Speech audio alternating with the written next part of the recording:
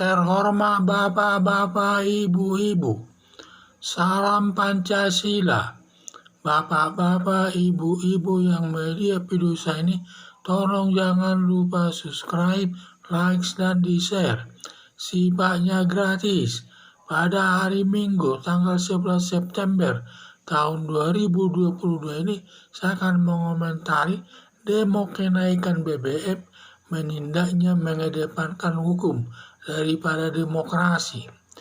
Dalam kenaikan harga BBM sebesar 10.000 dari Rp7.000 atas jenis BBM Pertalite, dan kenaikan BBM tersebut berpengaruh kepada kenaikan barang yang lainnya. Kenaikan harga BBM tersebut timbul demo besar-besaran di seluruh Indonesia.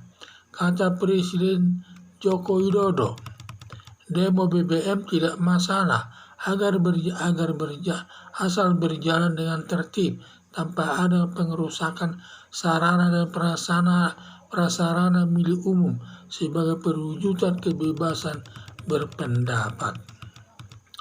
Tetapi dalam kenyataannya, demo besar-besaran yang terjadi di tengah-tengah masyarakat sampai terjadi pelemparan aparat kepolisian dan tindakan yang lain yang mendengungkan turun Presiden Joko Widodo.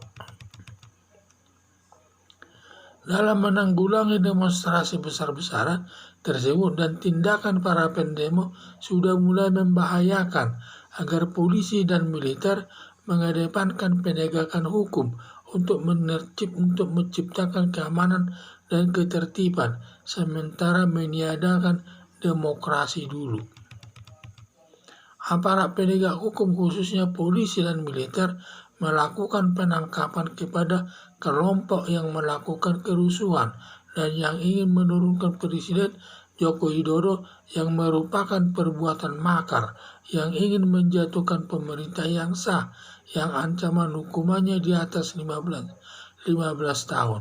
Sedangkan Presiden Joko Widodo memimpin negara ini adalah berdasarkan pemilihan umum yang hasil dipilih oleh rakyat dengan suara terbanyak. Sehingga siapa yang ingin menjatuhkan pemerintahan Presiden Joko Widodo samalah dia melakukan perbuatan makar yang ingin menjatuhkan pemerintah yang sah yang ancaman hukumannya di atas 15 tahun. Semua pelaku kerusuhan yang didukung minimal 2 alat bukti agar diproses sesuai hukum yang berlaku. Harapan saya, para pendemo sadar jangan ikut-ikutan demo, jangan sampai kena tembak polisi sampai nyawanya hilang.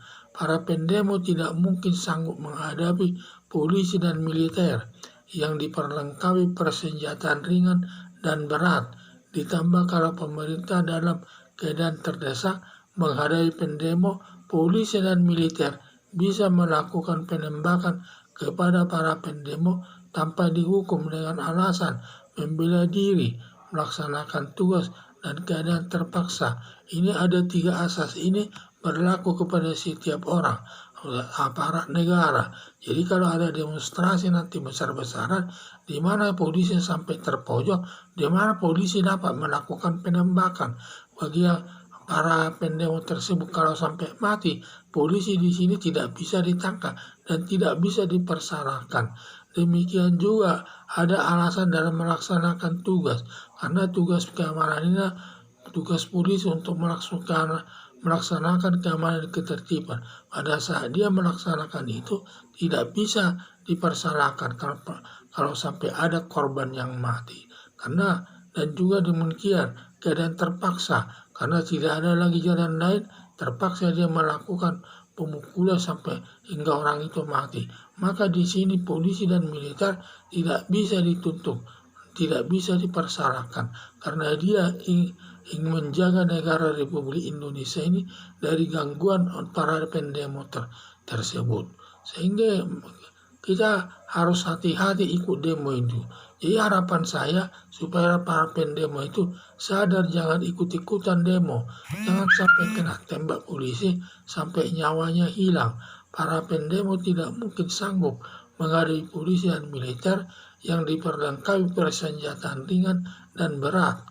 Ditambah Ditambah lagi kalau pemerintah dalam keadaan terdesak menghadapi pendemo, polisi dan militer bisa melakukan penembakan kepada para pendemo tanpa dihukum dengan alasan membela diri, melaksanakan tugas, dan keadaan terpaksa. Ini semua tindakan-tindakan. Karena tindakan para pendemo tersebut yaitu melakukan tindakan menurunkan Presiden Joko Widodo, melempar polisi pada saat tugas.